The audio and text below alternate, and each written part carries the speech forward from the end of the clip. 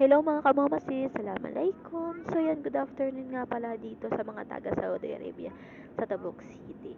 So kita nyo naman mga kamamasis kung gaano kainit dito sa Saudi Arabia. So ayan, binidyo ko na sa inyo. True lalay talaga na sobrang init.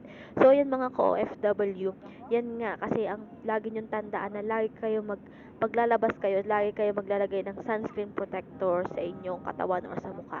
Kasi ako mga kamomasis, sa mukha ko lang at sa braso ako naglalagay ng sunscreen ko kasi doon lang talaga nainitan yung aking part ng katawan ko. So hello mga kamomasis is hindi pa talaga kami nagtatanghali dyan mga kamomasis kasi naglabas ako kanina ng chicken.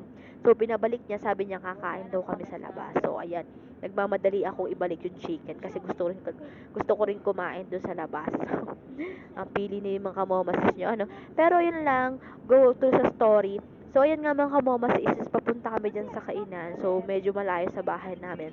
At malapit doon sa pupuntahan namin mga kamomasis.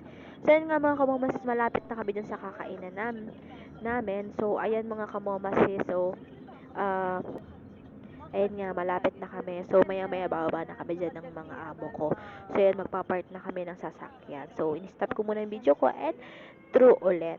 So, ayan nga mga kamomasi. So, bumaba na kami ng sasakyan ko. So, nagbibideo ako dyan. Doon papunta kami sa kakainan namin mga kamomasi. So, nahiya pa ako mag-video ng mga kamomasis kasi nakikita ng amo ko.